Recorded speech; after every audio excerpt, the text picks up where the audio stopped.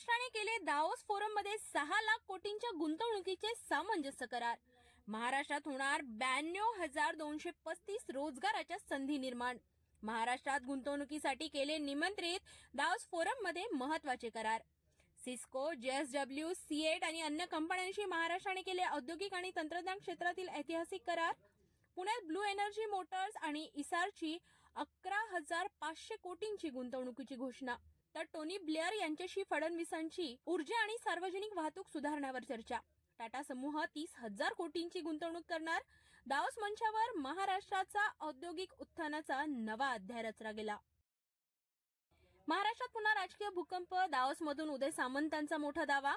शिवसेनेचे 4 आमदार, 3 खासदार आणि काँग्रेसचे 5 आमदार शिंदेंना भेटले. दाओस दौऱ्यावर उदय सामंतांनी खळबळजनक दिली माहिती. राज्यात लवकरच राजकीय भूकंप होणार. ठाकरे पक्षाचे 10 माजी आमदार, काँग्रेसचे माजी नेते शिंदे गटात सामील होणार, सामंतांनी सांगितले. 3 महिन्यात उबाटा आणि काँग्रेसमध्ये फूट पडणार. शिंदे यांच्या नेतृत्वाखाली नेते शिवसेनेत सहभागी होतील. दाओसमधून उदय सामंतांची राजकीय भविष्यवाणी. महाराष्ट्रात होणार मोठे बदल. शिवसेना एकही जागा लढणार नाही, शिंदेंचं पत्र. भाजपाला सपोर्ट. शिवसेनेनं दिल्ली विधानसभा निवडणुकीत न लढण्याचा घेतला निर्णय. भाजपाला देणार पूर्ण पाठिंबा. दिल्लीमध्ये हिंदुत्ववादी मतांचं विभाजन टाळण्यासाठी शिवसेनेचा मोठा निर्णय. एकनाथ शिंदेंचा दावा. दिल्ली विधानसभा निवडणुकीत भाजपाच्या उमेदवारांचा सक्रिय प्रचार करणार, मात्र राष्ट्रवादी स्वबळावर लढणार. निवडणुकीत उतरणार. अजित पवारांच्या 30 जागांचा निर्धार. 13 उमेदवार अल्पसंख्याक. दिल्ली विधानसभा निवडणुकीत 719 उमेदवार लढणार. मतदान 5 फेब्रुवारीला. भाजप आणि मित्र पक्षांमध्ये दिल्लीत 70 जागांवर होईल थेट मुकाबला. नितीश कुमार यांचा भाजपला धक्का. मणिपूरमध्ये जेडीयूचा पाठिंबा काढला.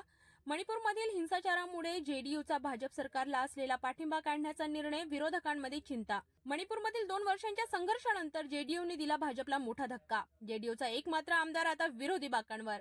भाजपला स्वबळावर बहुमत. नितीश कुमारांचा दबावात्मक राजकारण. मणिपूरमधील पाठिंबा काढल्यानंतर बिहारमध्ये वाढू शकतात राजकीय घडामोडी. जेडीयूने पाठिंबा काढल्यानंतर कदाचित केंद्र सरकारवर होणार परिणाम. भाजप नेत्यांची आगामी निवडणुकीत तयारी सुरू. भाजप गुजरात पॅटर्न आजमावण्याची शक्यता. नागपूर महापालिका निवडणुकीसाठी निगेटिव्ह रिपोर्ट कार्ड असलेल्या नगरसेवकांचा होईल तिकीट कट. शिर्डी अधिवेशनात अमित शहांचा विजय लक्ष्य. महाराष्ट्रात भाजप तयारीला लागला. नागपूर महापालिकेसाठी भाजपने सुरू केले सर्वेक्षण. 30 ते 40% नगरसेवकांचे निगेटिव्ह रिपोर्ट कार्ड. भाजपच्या रणनीतीत होणार बदल. नागपूर महापालिका निवडणुकीसाठी नवा चेहरा आणि गुजरात पॅटर्न. फडणवीस आणि गडकरींच्या बालेकिल्ल्यात भाजपच्या आगामी महापालिका निवडणुकीसाठी तणावपूर्ण तयारी. पहाटेच्या शपथविधीवर जोरदार चर्चा. मुंडे भुजबळांमध्ये पुन्हा वाद. छगन भुजबळांचा धनंजय मुंडेंना सवाल. षडयंत्र कुणी रचलं? राष्ट्रवादीच्या शिर्डी अधिवेशनात धनंजय मुंडेंचा गौप्यस्फोट. 2019च्या पहाटेच्या शपथविधीवर छगन भुजबळांची टिप्पणी. अजित पवारांच्या पहाटेच्या शपथविधीवर राजकीय चर्चा तीव्र. मवियाच्या बैठकीत इनसाइड स्टोरी. छगन भुजबळांनी सांगितल्या पहाटेच्या शपथविधीचा कट.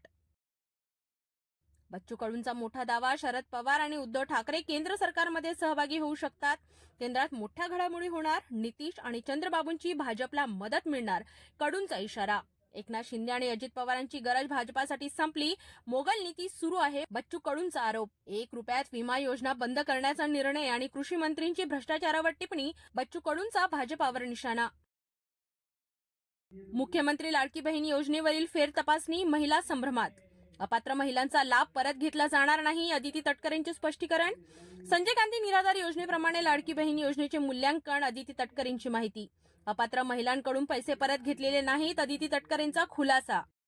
जळगाव दुःखद घटनेतील मृतकांना श्रद्धांजली. सीएम यांचे ट्विट. मुख्यमंत्री देवेंद्र फडणवीस यांनी पाचोरा घटनेतील मृतकांना वाहिली श्रद्धांजली. सर्व मदतीसाठी प्रशासन सज्ज. मुख्यमंत्री फडणवीस यांचे ट्विट. जखमींच्या उपचारासाठी सर्व व्यवस्था पूर्ण. पाचोरा घटनेतील जखमींना त्वरित मदत. 8 अँब्युलन्स पाठवण्यात आल्या. मदत कार्य सुरू. मुख्यमंत्री यांचे प्रतिपादन. प्रशासन आणि रेल्वे प्रशासन एकत्र काम करत आहे. सर्व उपाययोजना तातडीने सुरू. मुख्यमंत्री यांनी पाचोरा घटनेबाबत दिली माहिती. महाराष्ट्र मंत्रिमंडळातील पालकमंत्री नियोजनावर संजय शिरसाट यांचे वक्तव्य. पालकमंत्री नियुक्तीवर कोणताही संघर्ष नाही ना महायुतीमध्ये तणाव आहे. संजय शिरसाट यांचे स्पष्टीकरण. मुख्यमंत्री दाओसहून परतल्यानंतर पालकमंत्री नियुक्तीवर निर्णय घेतील. संजय शिरसाट यांचे वक्तव्य.